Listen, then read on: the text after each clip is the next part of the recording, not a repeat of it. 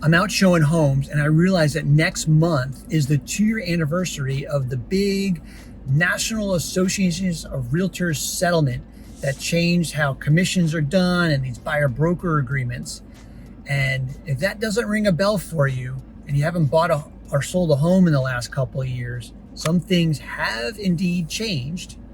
And if you heard something back in 2024 about commission rules and kind of just moved on, well, we're going to help fill in some blanks right now. So back in 2024, there was this big legal settlement between NAR and several plaintiffs who were past buyers of properties. And it was everywhere. It hit the news and buyers were kind of freaking out, thinking they're going to have to pay their buyer broker fees out of pocket. And sellers were really excited because they thought they didn't have to pay buyer broker commissions anymore. And that was that. And it really wasn't that. Again, people stopped paying attention because the news cycle ended basically. So a lot of folks still have that kind of that headline version in their mind, if you're even thinking about it at all. So we're going to fill in some of these blanks and give you some clarity right here. Sure. Number one, what's really changed? What you need to know. I would say the biggest two changes are that commissions are no longer able to be advertised in the multiple list service. The way it used to work is that a seller agreed to a commission, and part of that was shared with a buyer broker. That fee offered to the buyer broker was advertised in the multiple list services around the country, whether it's New Orleans or Miami or LA or Seattle or wherever. And so it was advertised to buyer brokers, and that's how it worked. Now that's change number one. That has now been outlawed, outlawed by law. So I guess, that is no longer legal, right? That is no longer done. No advertised commissions. That's number one. Number two big change is that buyers are now signing an agreement on the front end before looking at homes, outlining fees and what the service the agent, their broker, is providing to them as part of that buyer process. Big change number two. Those are the two biggest changes. What does that mean for you today, 2 years later as a buyer and 2 years later as a seller? Here we go. So what buyers need to know. If you're buying, the biggest change is that written agreement. You will sign it before you start looking at homes. And it tells you exactly what you're paying for up front. It cannot exceed that. So whatever number's in an agreement, your agent can't go around and ask for more in the offer. It doesn't work like that. And in most cases, what happens is your agent negotiates their requested fee into the offer, right? It's a seller's contribution as part of the offer. Same idea as asking for the seller to pay some of your closing costs, which has been going on forever, for decades and decades and decades.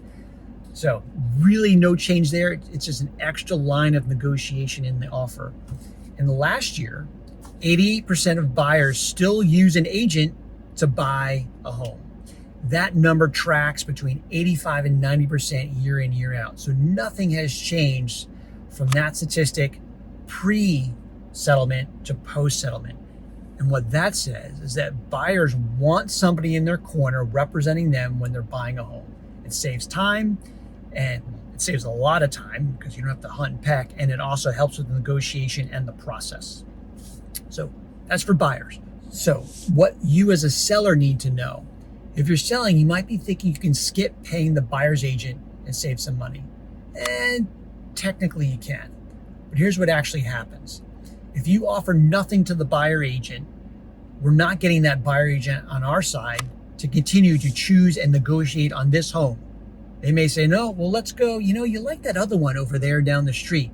Let's go take a look at that one. Maybe they'll cover that fee as well. And that really happens. So it's wisest to offer at least something, get that buyer's agent on our side so they don't go find another house.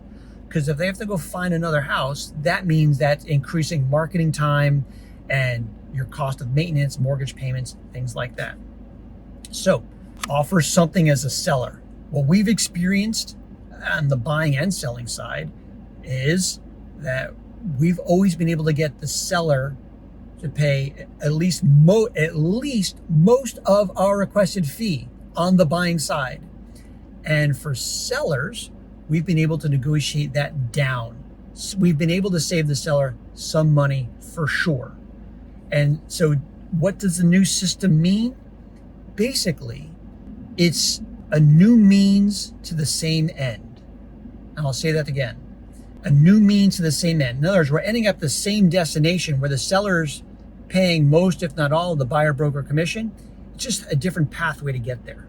That's it. It becomes, that new pathway is now it's in the offer, and it's something that's negotiated along with price, closing date, inspection period, closing cost assistance, and now buyer broker compensation. So that's that. So if you haven't bought or sold a home since these changes have gone into effect, and you're thinking about making a move, it's worth a quick conversation by call, email us, however we can help. We'll provide clarity, we'll walk you through it as well, and we're just happy to help. So thanks for tuning in. Till later, bye-bye.